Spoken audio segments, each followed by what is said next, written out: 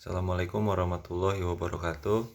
Perkenalkan, nama saya Ferry Ferdiansyah. Saya dari semester 2B.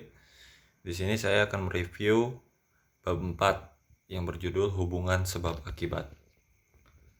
Tujuan dari ajaran sebab akibat yang pertama, untuk menentukan hubungan antara sebab akibat, yang berarti menentukan ada atau tidak adanya tindak pidana. Yang kedua, untuk menentukan pertanggungjawaban seseorang atas suatu akibat tertentu yang berupa suatu tindak pidana. Ajaran kausalitas merupakan unsur objektif dari tindak pidana, karena terdapat di luar diri pelaku, yaitu yang berupa perbuatan. Dalam rumusan delik ditentukan adanya unsur akibat dari suatu perbuatan. Maka untuk menentukan unsur perbuatan yang menimbulkan akibat itu dipergunakan ajaran sebab akibat. Teori-teori ajaran sebab akibat. Yang pertama, teori conditio sine qua non, yaitu berasal dari von Bury, yaitu Jerman. Yang kedua, tiap syarat adalah sebab dan semua syarat mempunyai nilai sama. Karena apabila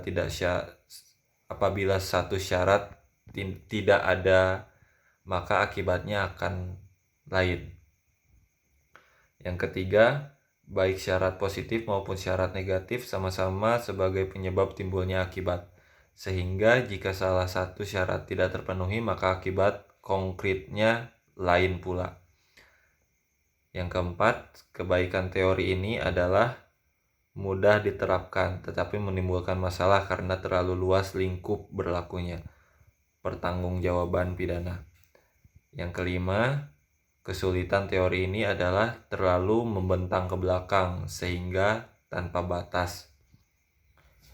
Yang kedua, teori individualisasi mengadakan pembatasan antara syarat dengan sebab secara pandangan khusus, yaitu secara konkret mengenai perkara tertentu saja, dengan mengambil pendapat sesudah kejadian.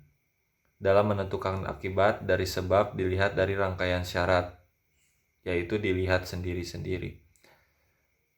Tokoh dan penganut teori individualisasi adalah Birkmayer. Sebab adalah syarat yang paling kuat, kesulitan adalah menentukan faktor yang paling kuat, itu apa ukurannya. Yang kedua, Bindi. Sebab dari sesuatu akibat adalah faktor yang menahan, yaitu negatif, dari serangkaian faktor yang unggul, yaitu positif. Teori generalisasi. Teori ini melihat peristiwa sebelum kejadian, yaitu serentetan syarat yang merupakan perbuatan manusia dapat menjadi akibat dari suatu peristiwa, yaitu dilihat dari perhitungan yang layak dan pengalaman hidup yang umum terjadi. Menurut teori ini harus dicari sebab yang sama untuk dapat menimbulkan akibat. Oleh karena itu teori ini disebut teori adekuat. Ukuran dari teori ini adalah keadaan atau kebiasaan sehari-hari dari kejadian yang muncul. Persoalannya adalah apa yang menentukan bahwa sesuatu sebab itu layak atau cocok untuk menimbulkan akibat. Untuk itu diperlukan ukuran yang didasarkan pada, yang pertama, penentuan subjektif. Yang dianggap sebab adalah apa yang oleh pelaku dapat diketahui atau diperkirakan bahwa apa yang dilakukannya itu secara umum dapat menimbulkan akibat seperti itu. Jadi pandangan dan pengetahuan pelakulah yang menentukan akibat dari suatu sebab. Tokoh pandangan ini adalah von Kris. Penentuan objektifnya, yang dianggap penentu sebab adalah keadaan, kejadian adalah pengetahuan hakim yang didasarkan pada suatu keadaan yang secara umum dapat diketahui.